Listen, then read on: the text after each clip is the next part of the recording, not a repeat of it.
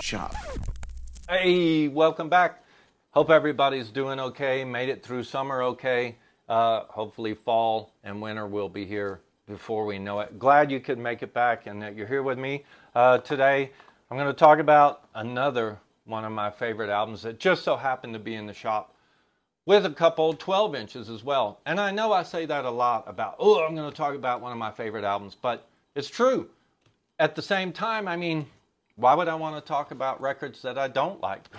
But if they happen to be in the shop and I love them, let's talk about them. And I want to talk about this record because they're kind of unsung heroes. They're one of these bands that a lot of people don't know about, and yet their record, well, it had a lot of influence actually. I mean, maybe not at the time, you wouldn't have known it, but through time, it had a huge influence. And quite honestly, it was very pioneering. And for musical styles, you have to remember what we're talking about in the early 80s here. But what I want to talk about, or who I want to talk about, and the album I want to talk about is Colourbox. Their one and only album came out in 1985. I have this, well, not this, because this one's in the store. I have a copy of this I bought on my 21st birthday at a local record store in Houston.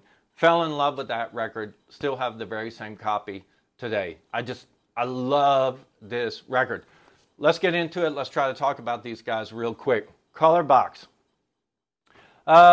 Someone had said, don't ask me where, I read, that they were probably one of the, well, that obviously a lot of people will admit they were pioneers in sampling and one of the best kept secrets of the whole 4AD catalog.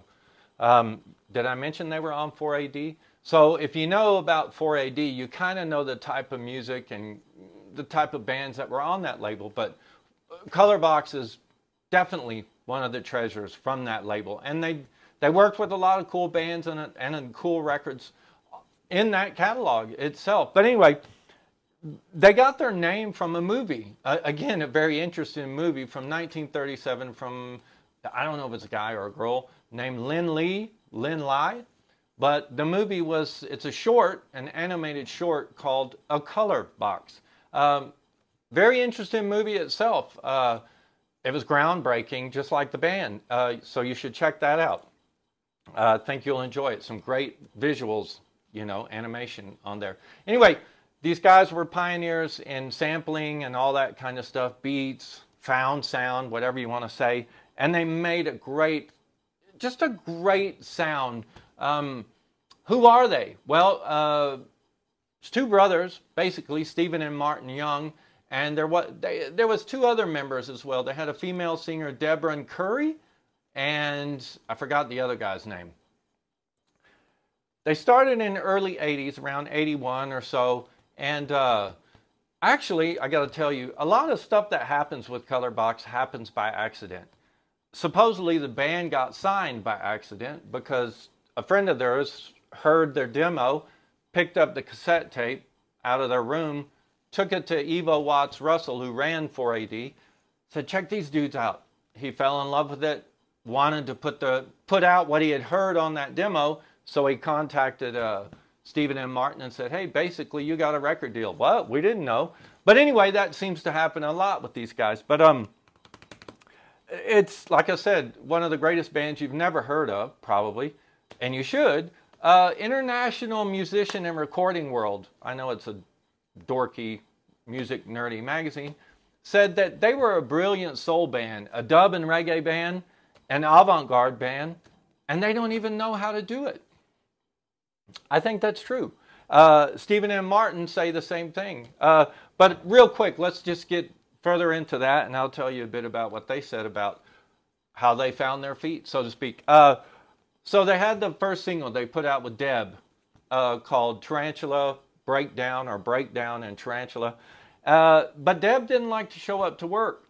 And the band would book studio time and she just wouldn't want to show up to work. So they said, that's it, you're out. Boom. They'd heard on the radio another singer they liked who had just had a single out called Young, Free and Single. And her name was Loretta Graham. So they got in contact with Loretta Graham, actually redid the first single with a new singer. Now the ball is really rolling. So Steven and Martyn said they really didn't know kind of what they're doing. They just do it. They didn't really think out things too much. They would kind of frame a song with the instruments and stuff they had at home. Again, things happen by accident. They have a few basic things, probably a 4-track, maybe an emulator. I don't know. Remember, early 80s, some of this gear is very, very expensive. A guy leaves, I believe it was a Fender Jazzmaster there in their apartment. They get a free guitar. So things would continue with the development of Colourbox like this. They would frame out their songs minimally at home, book studio time, and then wait to go to the studio to kind of flesh out the song, mainly because depending on what instruments the studio had, that's what they would use to finish the song or to complete the ideas, or maybe even just write a brand new song. So the sound of Colourbox changes a bit as we're moving on here. They did the first single, then they did an EP. I believe this is in '83. They did this EP with like, I think 5 songs on it. I don't recall, 4 or 5 songs. The cover was a bit controversial, which maybe helped a bit get their name out there, but it didn't do too much. It was just kind of sounded like dudes having fun in a bedroom. Not that way. You know, or in their living room, just partying, whatever, having fun. Let's try this, let's try that. So it wasn't super, super cohesive, but you could kind of tell where these dudes were going. Anyway, probably after a late night party again, who knows, could have been an afternoon party. Someone left something at their flat again. And this time it happened to be a book on Memphis soul. So Steven and Martyn got into reading this book about Southern soul, which is awesome stuff, by the way. Now that's when everything changes. And the results are on here, on the debut album. First single didn't do much. EP didn't do much, but a bit better. Now they're getting somewhere. Loretta's, the classic lineup, Steven, Martyn, and Loretta. You can tell they must have read this book because of the ballads and the soul, the injected soul, I can't think of the word, inflections, whatever you want to say, on this album are awesome. This album, I don't know how to describe it. It looks great. I love this cover, which, by the way, Vaughn Oliver, who does all the artwork for 4AD, 23 envelope is what he goes under, said he was doing some other album, doing different artwork for a different artist there at 4AD, and was at the printer that they use, and he looked down on the ground and saw this flyer, which this was just a flyer getting stepped on the ground inside the print shop. So he got free artwork out of the deal, and it made a great album cover and some subsequent singles that we'll get to in a minute, but love this. So how to say, what does this record sound like? It sounds 80s, reggae, dub, soul, a little bit of metal, ballads. It's just awesome. And I think it was Trouser Press talking about this record. They liked this record and they liked the band, had said something to the effect of, although this London trio's music, it's not particularly avant-garde, the group does fit in with the whole 4AD family because, or the uncompromising 4AD family, due to their steadfast determination and to redefine a musical style. Instrumentalist Martyn and his brother Steven Young, along with vocalist Loretta Graham, take soul places it's never been and is unlikely to go again. I think that sums this up great. Like I said, a lot of people don't know about this, but it was influential to a lot of others because of the sampling and stuff that was happening at that time and blending all these sounds. They had 3 singles come off of this. Say You, which I happen to have here in the store. Love this single, have this at home. This is a cover version from an old reggae tune by U-Roy, and they do a fantastic job. Punch was the second single, I believe. And then The Moon is Blue. great, kind of ballady, just a nice tune. Similar artwork and stuff too as to the album. Great. On this album though, there's a great cover of "You Keep Me Hanging On," which was a Diana Ross and the Supremes made huge, had a big hit with that song. The album did okay, you know, but it kept the band going. So as they're working on, I forgot to mention, they didn't want to get too nerdy at home and build too big of a studio at home. So they just said it was too hard to keep up with. And remember, this is the early 80s. Some of that equipment was really, really expensive. So they just weren't tech freaks. But they said they had a friend who was a home recording tech freak. And that was one of the Cocteau twins, Robin Guthrie. And whenever they needed help or to find out, hey, what do we do here? Or should we buy this or whatever, they would call up Robin, who was always had his finger on all that stuff. And he would tell them, yeah, dudes, do this, do that, whatever. He would end up working with Cocteaus and stuff a little bit later. We'll get to that in a few minutes. After the album, they released a non-album single in '86, I believe it was. 2 singles on the same day, believe it or not. And we have them here in the shop on the same day. How amazing is that? We have "Baby, I Love You So," another soulsy / dubby tune, heavy, heavy bass, fantastic. Love this artwork. It's kind of similar to "The Moon Is Blue" artwork. Love this single as well. And the official Colourbox World Cup theme with a cool B-side, Philip Glass. These guys could do everything. Avant-garde sounding Philip Glass stuff, piano ballads. Really nice song too on the album Arena. I love that. Don't know why that was never released as a single, but I love that tune. Anyway, funny thing about this, 1986, they released this single. FIFA, who's in charge of the World Cup, wasn't really taking on songs to say this is the official FIFA theme. That would come 4 years later when New Order put out World in Motion. That was the first year in 1990 when FIFA would take in a song. You could submit a song and they would make it the official FIFA World Cup theme. Had FIFA done that in the 80s, maybe more people would know about Colourbox with this track. Now, the 2 brothers and stuff, they're all working, pushing boundaries, whatever, working with people at 4AD. They also worked on the 4AD supergroup, This Mortal Coil. There was 3 albums that This Mortal Coil did. Don't ask me right now. This Mortal Coil did a cover of Tarantula, which was on the first Colourbox single. And Steven and Martyn produced some of that stuff, as well as I think they did some writing for This Mortal Coil as well. But in '87, I think it was, '87, they got together with another band that was very similar to Colourbox called Arcane. You may have heard them.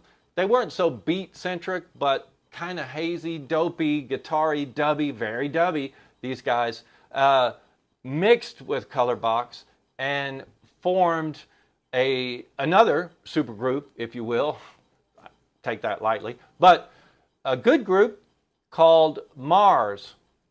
You may remember Mars. They had a worldwide hit with "Pump Up the Volume," and we'll get to that in just a second. Mars is an amalgam of those involved. Steven and Martyn, or the S&M.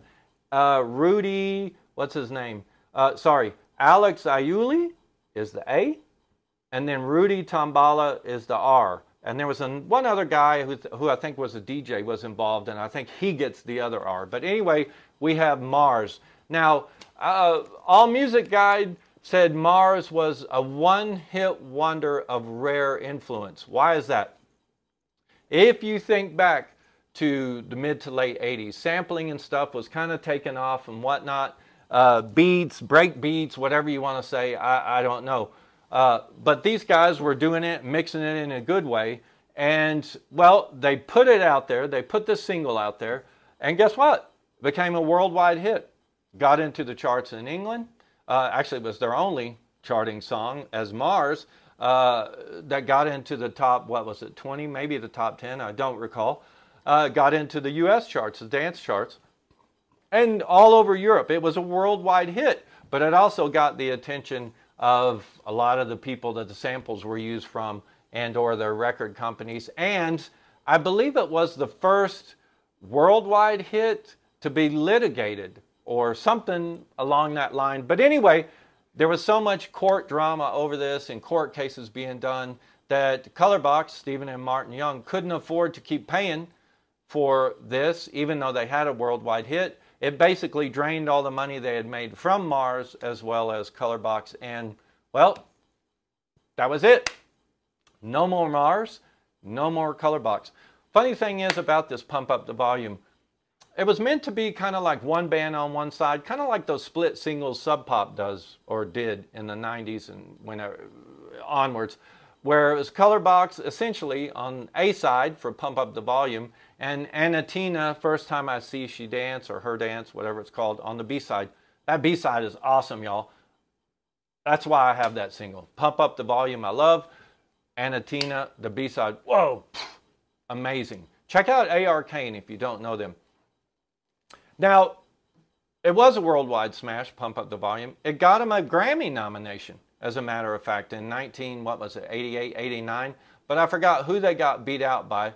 But they were nominated for Best Pop Instrumental or something like that. So not bad for a one-off single. And that's okay if you're called a one-hit wonder and you kind of, well, you kind of change things and you really put that sampling out there for people to hear. And some critics actually say that that single, single-handedly, pardon the pun, helped usher in the whole acid house and the whole British rave scene that started in the late 80s.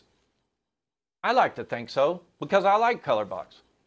Now, the band breaks up, people go their separate ways. Steven kind of just goes into hiding. Loretta Graham, she goes off, does another single with Love Child Orchestra, I believe it was called. They did a cover of Led Zeppelin, Whole Lot of Love. I used to have that single as well. I still love hearing her voice. Great singer, Loretta Graham. But anyway, Martyn continued to produce. He worked with Robin Guthrie and Liz Fraser, not as the Cocteau Twins, but with another great 4AD band, Wolfgang Press, on their Scarecrow EP, which is a fantastic EP. If you don't know Wolfgang Press, check them out. This EP is great. I don't have it. I'm looking for it, so if anybody out there has it, let me know, because I want a copy of that.